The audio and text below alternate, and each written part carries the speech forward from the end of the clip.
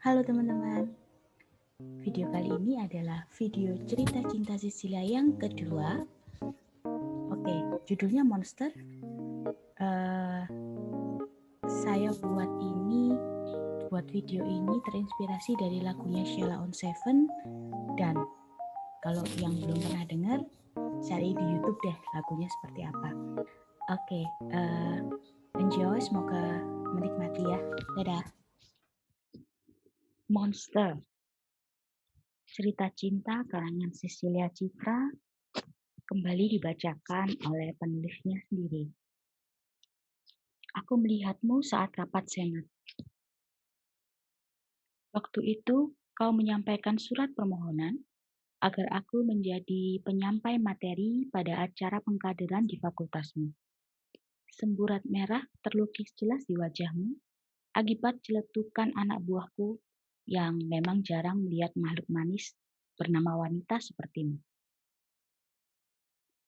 Karena kasihan, aku pun mengajakmu berbicara di luar.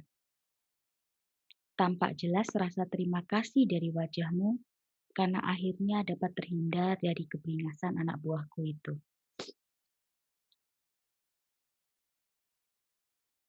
Mungkin benar kata teman-temanku, aku ini gunung es. Entah sudah berapa gadis yang kecewa karena tidak kugubris. Bukannya aku tidak menyadari ketertarikan mereka. Aku cuman heran dan risih dengan tatapan mata mereka yang seakan, yah kalau boleh aku GR, memujaku. Konyol sekali rasanya mengetahui sikap mereka yang tiba-tiba dianggun-anggunkan di depanku. Awalnya aku juga menganggapmu sama seperti mereka. Kamu memang selalu mencuri pandang ketika kita bertemu. Aku mulai jengah dengan tingkah lakumu ketika suatu saat kamu berbalik tak acuh. Aku kalang kabut. Naluriku ingin menyapamu, tapi egoku melarang. Untunglah kamu termasuk makhluk kantin. Dari ruang senat yang berada di atas kantin, aku sering memperhatikanmu yang selalu dikelilingi teman-temanmu. Entah apa yang kalian bicarakan. Gelak tawa kalian terkadang sampai ke atas. Begitu lepas dan ceria menggoda perhatianku untuk terpecah dari kesibukan yang sedang kulakukan. Itulah kamu setahun yang lalu, Ras. Itulah kamu setahun yang lalu, Ras. Selalu ceria, seakan hidup tanpa beban. Tapi lihatlah kamu sekarang, Ras. Sudah selesai, Thomas? Tanyamu sambil menguap kecil. Aku hanya tersenyum. Kok Mas Agus nggak bangunin aku sih? Tanyamu lagi. Rambutmu yang lebat kusisir dengan tangan. Pulang yuk, udah malam, ajakku sambil merengkuhmu. Mas marah ya? Maaf deh mas. Enggak, ngapain aku marah? Aku yang seharusnya minta maaf, rapatnya kelamaan. Jadi nonton? Tanyaku. Gak usah aja ya, ntar pulangnya kemalaman. Tolongmu. Sudah jam 9 malam memang. Kujalankan mobil perlahan dan kamu kembali tertidur di sampingku. Aku cuma bisa mengeluh dalam hati. Sudah berapa malam minggu kita terbengkalai akibat rapat, evaluasi, apapun namanya. Tak jarang pula kamu rela menungguiku seperti tadi, terkantuk-kantuk di sudut ruangan seorang diri. Ras, bisikku tepat di telingamu. Kamu pun menggeliat. Sudah sampai, kataku lagi. Dengan masih mengantuk, kamu pun berbenah. Kecup keningmu mesra. Besok kita nonton, Ke, janjiku. Bukannya Senin programmu harus selesai? Tanyamu mengingatkan. Nanti malam aku kebut. Pokoknya besok kita harus nonton. Tegasku. Kamu hanya mengiyakan sebelum menutup pintu mobil.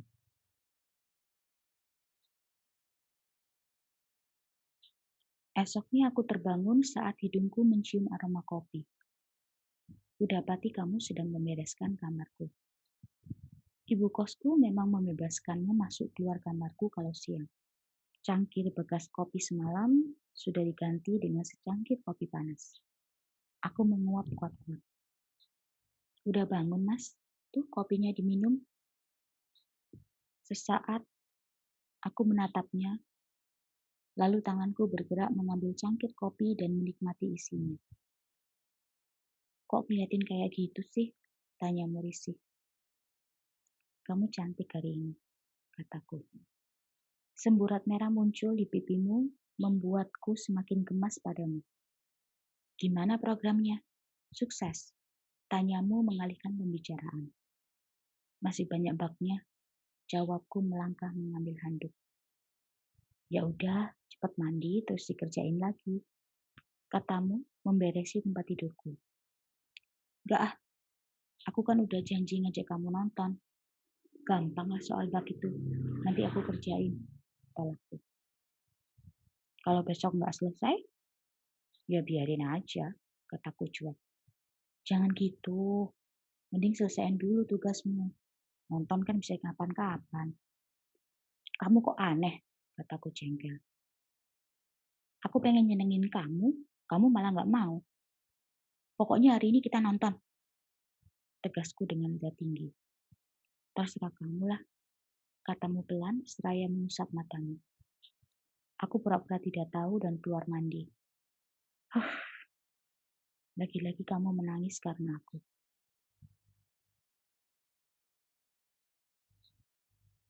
Kudapati kamu sedang menatap layar komputer di Puskom dengan kening berkerut. Kuberanikan diriku untuk menyapamu saat itu. Lagi ngapain, Dek? Sapaku dari belakang membuatmu terkejut. Lagi bikin tugas prokom, katamu dengan nada putus asa. Aku manggut-manggut, lalu meneliti source program di layar. Semester 1 toh, tanyaku. Kamu menggeleng. Aku ngulang, katamu malu. Si Anto, tebakku tentang asistennya. Kok tahu? Tanyamu balik. Aku yang nyaranin dia ngasih tugas ini, kataku. Matamu yang bagus itu terbelalak. Mas sadis, programnya susah banget, katamu manyun. Ini kan gampang. Pecah masalah-masalah jadi lebih kecil. Nah, baru setelah itu kamu selesaiin satu-satu. Ajarin dong, pintamu manja. Aku tersenyum melihat sikapmu. Boleh, nih. Ini kan tentang matrik. Berarti di sini kamu harus pakai array 2 dimensi. Kan sudah awal pendekatan yang cukup manis. Dari tutorial dadakan itu, hubungan kita berlanjut. Semua sobatku memberi aplaus padamu karena berhasil mencairkan si gunung es. Perhatianmu padaku sampai ke hal-hal kecil membuatku benar-benar bertekuk lutut sampai-sampai aku mengucapkan 3 kata ajaib itu. Aku suka kamu, kataku dengan tangan berkeringat. Kamu langsung masuk kamar saat itu. Aku sempat jantungan karena kupikir kamu marah padaku. Tapi dari dalam kamar terdengar seruanmu. Yes! Wajahmu merah padam saat keluar kamar, sadar bahwa seruanmu itu terdengar olehku. Semua berjalan dengan amat manis. Rasanya aku ini mahasiswa paling beruntung sekampus karena bisa mendapatkanmu. Namun toh tidak ada jalan yang mulus. Pertama kali aku diliputi cemburu ketika melihatmu makan berempat dengan 3 teman cowokmu di kantin. Aku tahu sifat aslimu. Sebagai anak bungsu, kamu selalu ingin dimanja. Dan aku tidak rela melihatmu bermanja selain denganku. Mereka kan temanku, Mas. Masa iya aku nggak boleh main dengan mereka? Protesmu saat ku minta untuk tidak terlalu dekat dengan teman-teman priamu. Boleh-boleh aja, tapi apa kamu nggak risih dikelilingi cowok-cowok macam kemarin itu? Aku aja risih ngeliatnya. Mas cemburu, tuduhmu. Enggak, aku nggak cemburu. sanggahku. Cuman aku nggak mau kamu dikira yang enggak sama orang. Entar kamu dikira cewek gampangan, bisa dibawa ke sana ke sini. Mas, kamu tidak bisa berkata, dan aku serasa di atas angin. Jujur, saat ini aku peduli sama kata orang. Jabatanku yang maksa aku demikian. Mending kita putus aja. Aku nggak suka orang ngejelekin pacarku kayak gitu. Kamu terbelalak, dan air mata berjatuhan di pipimu, kau seka dengan kasar. Oke, aku nggak akan berteman lagi dengan mereka, katamu dengan suara bergetar, kemudian tangismu pecah. Segera aku bimbing kepalamu ke dadaku. Nggak perlu kayak gitu. Aku cuma minta kamu membatasi diri kalau bergaul sama cowok. Itu aja, kataku menjelaskan. Kamu menggeleng. Aku lakuin apa aja, asal kita nggak putus. Tubuh mungilmu terguncang hebat seiring dengan isakanmu. Aku sama sekali tidak menyangka kamu benar-benar melaksanakan ucapanmu. Aku tidak pernah lagi melihatmu bersama teman-teman priamu itu. Aku merasa menang. Aku kemudian sering mengeluh tentang kegiatan UKM bandmu yang beberapa kali menyita malam minggu kita. Aku juga memintamu untuk tidak berdandan atau menggunakan baju yang terlalu ketat saat kuliah. Semua kau turuti.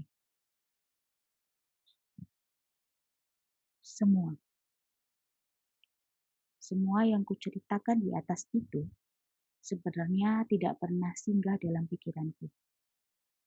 Kesibukanku sebagai senator dan aktivis di beberapa organisasi benar-benar menyita ruang pikirku. Juga karena selama ini kamu tidak pernah menuntut macam-macam. Kamu selalu ada di sisiku dengan segala kesabaranmu dan kecantikanmu. Sampai sebulan yang lalu, Rio, sahabatku yang sudah kuanggap saudara sendiri, membuka mataku. Kau apakan garis mungilmu? Tanyanya dengan logat Batak yang khas. Saat itu kami sedang mengisi perut di kantin. Maksudmu? Tanyaku.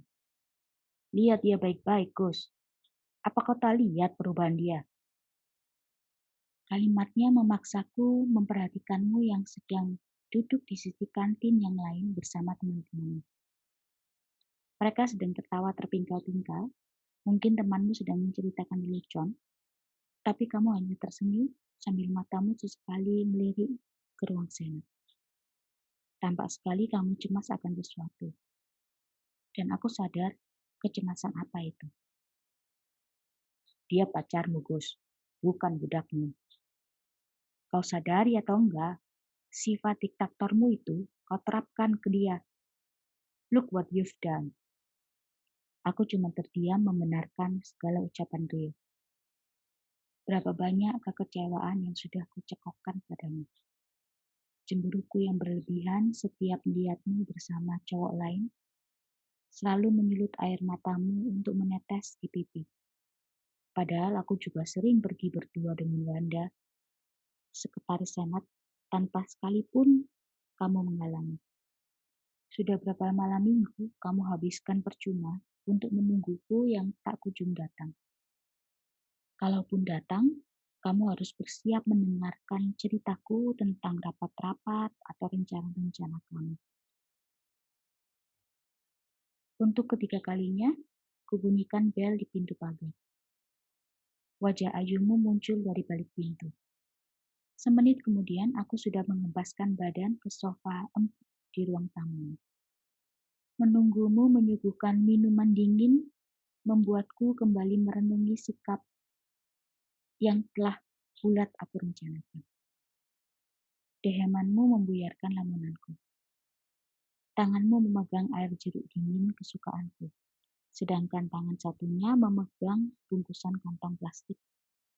Ini odol sama sabun. Kemarin aku lihat persediaan Mas habis.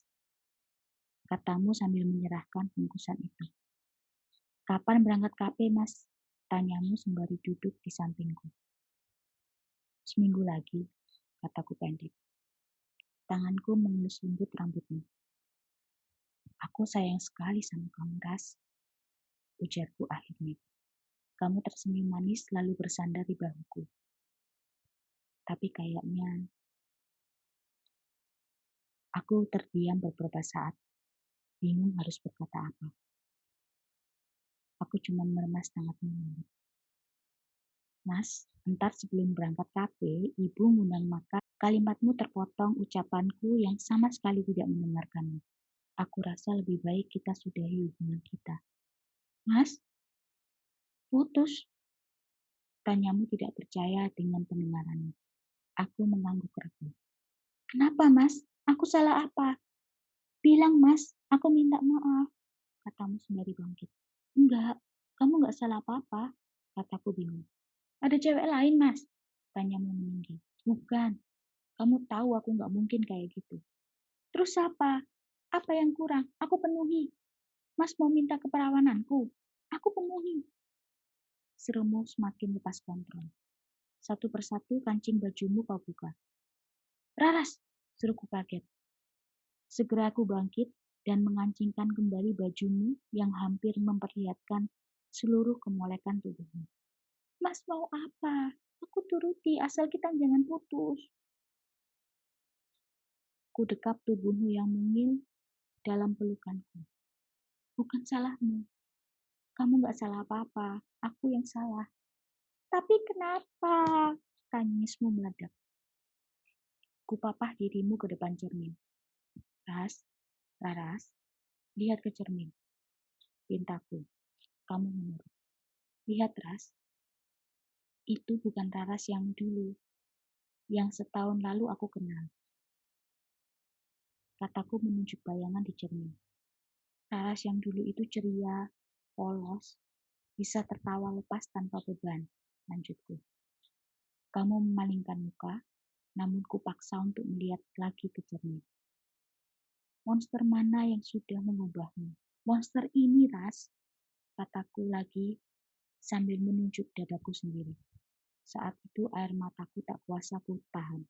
Monster ini yang sudah begitu jahat, mengubah gadis mungilku yang dulu jadi gadis pemurung seperti ini. Aku bisa berubah lagi. Aku bisa jadi ceria lagi. Beri aku kesempatan. Pintamu mengibas. Aku menggeleng lemah. Bukan kamu, Ras, yang jadi masalah. Tapi aku, selamanya kamu bakal menderita seperti ini kalau kamu terus sama aku. Lupain aku, Ras. Jadi Raras yang dulu, sebelum kita ketemu. Aku nggak bisa. Serumu masih berlinang air mata. Kamu mendekapku erat. Harus. Kamu harus melupain aku. Tegasku. Tiba-tiba kamu memukuli dadaku sambil menjerit histeris. Aku benci kamu. Aku benci. Kamu jahat. Kamu tega. Kamu sengaja bikin aku kayak gini. Sialan kamu. Dan caci maki terus mengalir dari bibir mungilmu. Sedang aku hanya bisa membiarkanmu sampai kamu kelelahan dan kembali menangis di dadaku. Setelah 1 semester kerja praktek di Jakarta, aku kembali ke kampus. Selama di sana, hanya ada satu nama yang kuingat. Namamu. Aku berharap kamu sudah menjadi gadis mungilku yang ceria seperti dulu. Di kantin, kutemukan dirimu. Tapi kenapa kamu tetap bersedih, Ras? Bukankah kamu sudah lepas dari monster ini? Kamu seharusnya seperti dulu lagi, tertawa bebas, agar aku bisa menikmatinya diam-diam dari ruang senat. Seperti sadar sedang diperhatikan, kamu pun mengarahkan pandangan padaku. Ketika saling bertatapan, masih kurasakan cintamu. Hatiku kembali tersayat. Kamu hendak menghampiriku, tapi aku segera mengalihkan pandangan dan melangkahkan kaki keluar kantin. Maafkan aku, Ras. Lupakan aku. Oke, gimana menurut kalian ceritanya? Menurut kamu benar nggak sih siapa namanya si Agus itu keputusannya untuk mutusin si Raras? Please comment below, oke? Jangan lupa untuk like, kemudian share video ini kalau memang suka. Juga subscribe juga boleh sih.